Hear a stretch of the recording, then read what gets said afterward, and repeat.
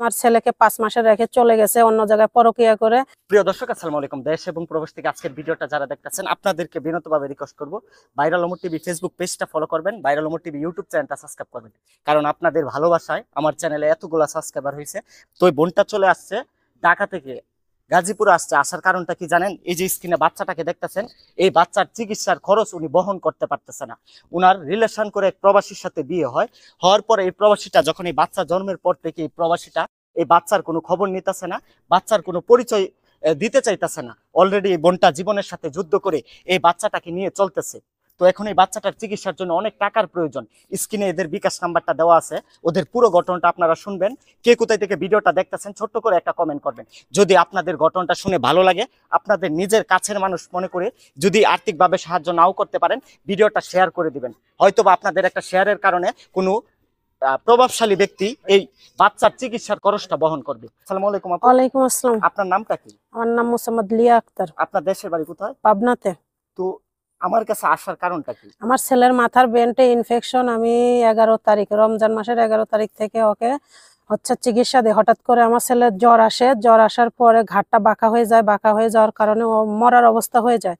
যাওয়ার পরে আমি ঢাকাতে অনেক কয়েকটা ফার্মেসিতে নিয়ে যাই। তারা ডক্টর দেখাইতে বলে, আমার কাছে কোনো টাকা ছিল না। তার জন্য আমার মামাকে বাড়িতে ফোন দেই। ফোন দেওয়ার পরে আমার মামা বাড়িতে নিয়ে যাইতে বলে। বাড়িতে নিয়ে যাওয়ার পরে ওকে আমি ডক্টর পরিমল স্যারকে দেখাই, পাবনা শিশু বিশেষজ্ঞ। ওনাকে দেখানোর পরে উনি মেডিকেলে ভর্তি করতে বলে। মেডিকেলে ভর্তিও করি। তারপরে অনেকগুলো রিপোর্ট করাই। রিপোর্ট করানোর পরে ওনার ধরা পড়ে মাথায় বেন্টে ইনফেকশন হয়েছে। এখন পর্যন্ত এই বাচ্চার পিছনে কত টাকা ব্যয় করছে? আমি 1,70,000 টাকা ব্যয় করছি। এখন এই বাচ্চার সম্পূর্ণ চিকিৎসাটা যাবত কত টাকা আরো খরচ হতে পারে? আরো 2 লাখ টাকার মতো লাগবে। আচ্ছা, আপনার হাজবেন্ড তো একটা প্রবাসী। জি।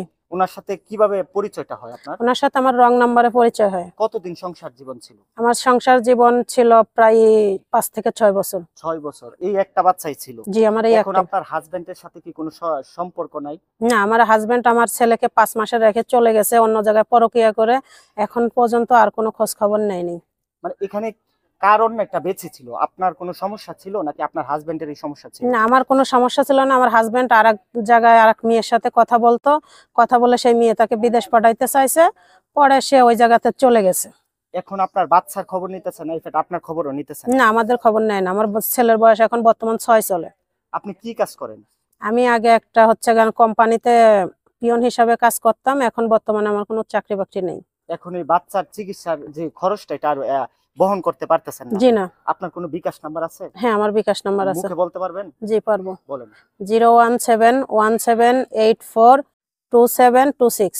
প্রিয় দর্শক, স্ক্রিনে যে নাম্বারটা দেখতেছেন এটাই আপুর নাম্বার। যদি আপনাদের কাছের মানুষ মনে হয়, যদি আপনাদের ফ্যামিলি মনে করে থাকেন, স্ক্রিনে দেওয়া বিকাশ নাম্বারে দেশ এবং প্রবাস থেকে যারা ভিডিওটা দেখতেছেন আপনাদেরকে একটাই রিকোয়েস্ট করব, যেই যা পারেন একটু আর্থিকভাবে সহযোগিতা করবেন। অনেক প্রবাসী ভাইরা আছেন, আমার ভিডিওতে যখন মেয়েদের নাম্বার দিয়ে দেই তখন অযথা ফোন দিয়ে শুধু দুষ্টামি ফাইজলামি করেন। এটা কখনোই করবেন না। একটা মানুষ কখন মিডিয়ার সামনে আসে? যখন তার পিঠটা দেয়ালে ঠেকে যায়, যখন তার এই পৃথিবীতে কোনো বাঁচার কোনো জায়গা থাকে না, যখন এই পৃথিবীতে কাছের কোনো মানুষ থাকে না যে তাদেরকে আর্থিকভাবে সাহায্য করবে, তখন মিডিয়াতে আসে। তো আপনারা কিছু প্রবাসী ভাই আছেন যারা কিনা বিভিন্ন মেয়েদের নাম্বার পেলে অযথা শুধু কুপ্রস্তাব দেন, মেয়েদেরকে বিভিন্ন খারাপ প্রস্তাব দেন, এগুলো কখনোই করবেন না। যদি আজকে আপনার কাছের বোন এভাবে মিডিয়ার সামনে আসা টাকার অভাবে সন্তানের চিকিৎসা না করার জন্য আকুল আবেদন জানাইতো, তাহলে এটা কখনোই আপনি করতে পারতেন না। তো আজকের ভিডিওটা যেই যেখান থেকে দেখবেন আপনাদেরকে একটাই রিকোয়েস্ট করবো, স্ক্রিনে দেওয়া বিকাশ নাম্বারে যেই যা পারেন এই বোনটার পাশে দাঁড়ান। কারণ এই পৃথিবীতে আমরা টাকা অর্জন করছি, এই পৃথিবীতেই রেখে যাব। এই পৃথিবীটা হচ্ছে ক্ষণিকের জন্য। এখানে আল্লাহ তাআলা পাঠাইছে আমাদেরকে পরীক্ষা করার জন্য। জানি না কতদিন বাঁচবো, যতদিন বেঁচে থাকবো বাস্তব তুলে ধরবো। কারণ আমি বাস্তব তুলে ধরার জন্য অলরেডি পিআইবিতে আমার পর্যন্ত মামলা হয়েছিল, তাতে কোনো সমস্যা নাই, কারণ আমি সত্য তুলে ধরতে চাই। কিছুদিন আগে রমজান মাসে একটা ভিডিও দেখছিলেন, এটা তারাইল থানাতে হয়েছিল ঘটনা, মার্ডার কেসের একটা ভিডিও করছিলাম। এই ভিডিওটা প্রায় 7.5 মিলিয়ন ভিউ হয়েছে।